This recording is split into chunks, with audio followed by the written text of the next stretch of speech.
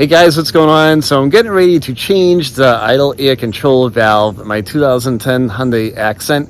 So what was going on with it is it started surging one morning. The RPM started going up and down and up and down. I kind of already knew what it was. And then it started to idle at like 1500 RPMs. So then the check engine light came on, pulled the code, and it was a P1508, and that points to the idle air control valve. It's not too hard to do on this car. It only takes a couple minutes. What I'll do too is I'll put a link in the description of this video for the part that I bought over on Amazon. And if you got to do it yourself, you can buy it right through the link if you want. Let's get rolling on this. Kind of wanted to show you what this thing's doing real quick. It was just surging a minute ago, but you can see with the RPMs are kind of staying up to 1500. A minute ago, before it warmed up, it was going up and down. And you know, it's a telltale indication that, yeah, idle air control may be bad. So the first thing you're going to want to do is disconnect the negative battery terminal off the battery. So yeah, idle air control valve is right here. There's a little wire clip right here. There's a tab under it. You have to press up on the tab. So there's a tab underneath it. If it doesn't pull out, you can probably get a little pocket screwdriver in there. Help free it up, and they'll pull right out. And then there's two 10mm screws, one up here and one down here. You can use either a 10mm socket or there's Phillips heads on these. Use a Phillips head screwdriver to remove them.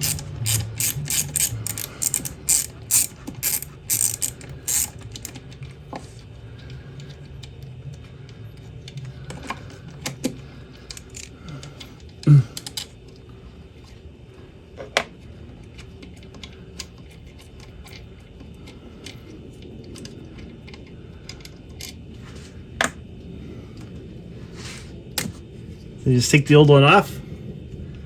So here's the old one, and here is the new one that I bought off of Amazon. They're identical, they're exact same thing. This one did come with a gasket. The gasket came right off with it. If there's any gasket left on the surface right here, just take a little bit of a razor blade and you can scrape the surface to get the rest of it off. Now this may or may not be the culprit, but you can see on mine, the stock one split right here. There's a split going all the way up it, and there could be sucking air into there and causing an issue. That could be why it's surging, so we'll put the new one on that doesn't have a split in it. Before I do that, I have just a little bit of old gasket stuck on here, so I'm just going to clean it up a little bit. Get the surface nice and shiny. You don't want to dig in, and it's easy to do that. You just kind of want to scrape any old material off of it so that your new gasket has a nice clean surface to seal against. What I'm going to do now is I have the two bolts that held this in place. I'm going to put a little bit of the anti-seize on it, on the threads, just so if I have to do this job again, it'll be a little bit easier to take them out. A little more right there, just a little bit. You don't have to go crazy. So you're gonna take your new valve, you put your little gasket on it like that. Make sure you line it up with the holes, and we're gonna bolt it into place. When you catch the threads, you want to do it by hand. You don't want to catch them with the ratchet yet.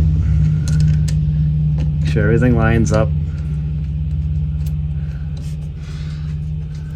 So this job right here, you guys, this job, probably including the pot, they'll get you for about $200-300 to do this job.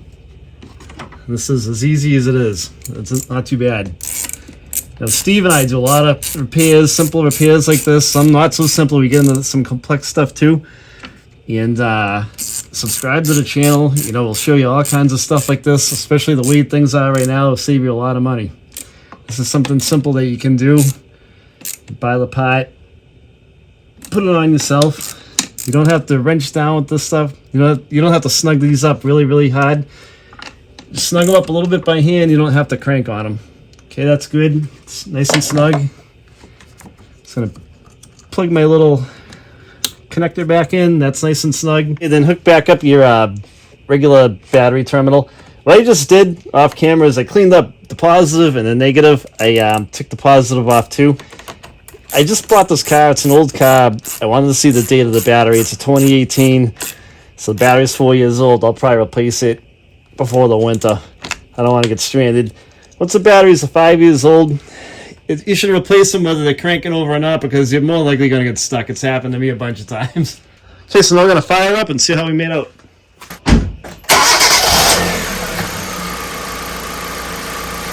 Running like a Swiss watch.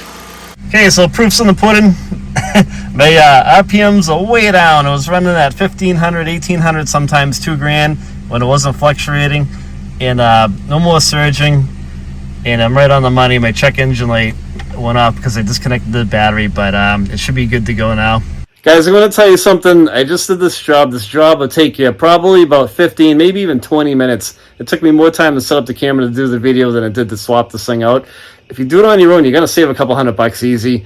If you have any questions, leave a comment. I will reply back to you. Hope you liked the video. Give it a thumbs up. Don't forget to subscribe to the channel. We got a lot of great content. We're definitely going to help you out. Thanks for watching.